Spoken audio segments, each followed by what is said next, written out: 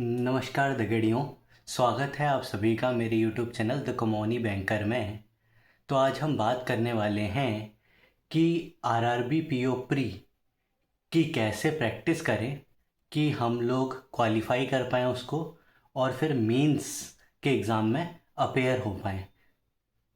तो RRB PO pre में देख सकते हैं जैसे कि मेरा ये स्कोर रहा है। तो जैसा कि आप देख सकते हैं मेरे रीजनिंग में 31.75 मार्क्स हैं और मैथ्स में मेरे 26 मार्क्स हैं। तो टोटल मेरे 57.75 मार्क्स हैं आउट ऑफ 80। तो अब मैं बात करने वाला हूँ कि हम लोग को कैसे प्रैक्टिस करना चाहिए बचे हुए 20 to 22 डेज़ में, कि जिससे कि हम लोग का प्री क्वालिफाई हो सके और हम लोग मेंस के लिए अपेयर हो सके। तो मैं यहाँ पर स्टूडेंट्स को डिवाइड करूँगा। कुछ ऐसे स्टूडेंट्स होंगे जिनके प्री क्वालिफाई हो रहे होंगे, उन्हें तो कुछ नहीं करना है, उन्हें इन 20 डेज़ में प्रैक्टिस करनी है सिर्फ प्री के मॉक्स की, और उनके प्री क्वालिफाई होने के चांसेस बढ़ जाते हैं। बस उन्हें ये ध्यान रखना है कि आरआरबी पीओ में इंग्लिश नहीं आती। तो इंग्लिश मीडियम के वो छात्र जिनका इंग्लिश की वजह से क्वालिफाई हो रहा था आईबीपीएस पीओ प्री और आईपीएस क्लर्क पी, उनको ये ध्यान रखना है कि उनको रीजनिंग और मैथ्स अब स्ट्रॉन्ग करनी होगी अगर उन्हें आरआरबी पीओ प्री क्वालिफाई करना है, क्योंकि इसमें दो ही सब्जेक्ट आएंगे, मैथ्स एंड रीजनिंग, और आउट ऑफ 80 उनको मार्क्स लाने होंगे क्वालिफाई करने के लिए। तो ऐसे स्टूडेंट जिनके प्री क्वालिफाई हो रहे हैं उनको 10 डेज के लिए एक एक मॉक देना है और उसको एनालाइज करना है। उसमें देखना है कि उनके क्या वीक पॉइंट्स हैं, फिर उन वीक पॉइंट्स के उनको टॉपिक वाइज टेस्ट देने हैं या वीडियोस देखनी है और उसको फिर उनको स्ट्रॉन्ग बनाना है। फिर बचे हुए 10 डेज जो होंगे उसमें वो 2 मॉक्स पर डे दें और प्रैक्टिस करते रहें, तो उनके प्री के क्वालिफाई होने के चांसेस बहुत हो जाएंगे। अब हम बात करेंगे उन स्टूडेंट्स की जिनके प्री क्वालिफाई नहीं हो रहे हैं।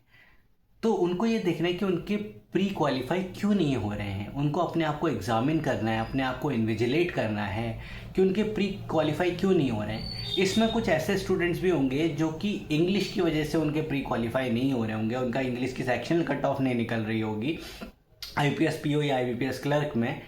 तो उनको यहाँ पे एक एज मिल जाती है आरआरबी पीओ प्री में कि उनको इंग्लिश को फेस नहीं करना पड़ता।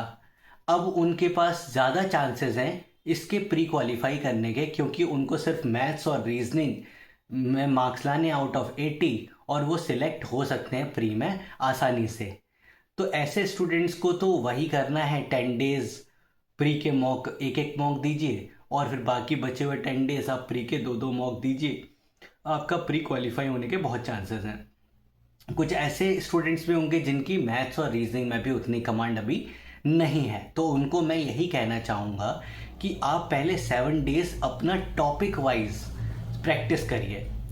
तो आप 7 डेज टॉपिक देखिए कि आपको कौन कौन से टॉपिक अभी नहीं आते हैं या फिर आप बहुत ज़्यादा वीक हैं। तो इन 7 डेज में मैक्सिमम टॉपिक्स कवर करने की कोशिश करिए, रीजनिंग में भी और मैथ्स में भी, और प्रैक्टिस करते रहिए, दिन भर प्रैक्टिस करिए। 7 डेज ये आप लगातार करते रहिए प्रैक्टिस, तो इससे आप अपने टॉपिक्स को स्ट्रॉन्ग करिए।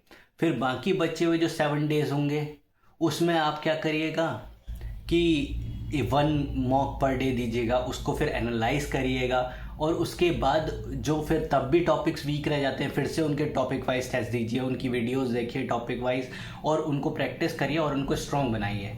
और बाकी बचे हुए 7 डेज जो होंगे उसमें आप फिर 2 मॉक्स पर डे दीजिएगा। तो इस तरीके से आप अपना ऐसे शेड्यूल बनाइएगा तो आपके चांसेस प्री के क्वालिफाई का होने के और आपके भी बढ़ जाते हैं। तो ये मैक्सिमम पोटेंशियल आपका इन 21 डेज में निकल के आएगा अगर आप इस स्ट्रेटेजी को फॉलो करेंगे।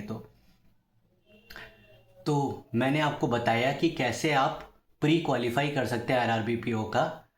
मैंने स्टूडेंट्स को डिवाइड करके बताया कि कैसे किस प्रकार के स्टूडेंट को किस प्रकार से प्रैक्टिस करना है। फिर जैसे ही आपका प्री का रिज़ल्ट आएगा, प्री क्वालिफाई होगा, तो मैं आपके लिए सामने वीडियो लेके आऊँगा कि आपको कैसे मेंस के लिए प्रिपेयर करना है, जैसे कि आप देख सकते हैं कि मेरे मेंस में 9.5 मार्क्स अबव कट ऑफ थे, तो मैं आपको गाइड करूँगा उसके लिए भी। अगर आपको वीडियो अच्छा लगा हो तो लाइक करें, शेयर करें और चैनल को ज़रूर सब्सक्राइब करें आगे आने वाली वीडियोस को देखने के लिए। Thank you.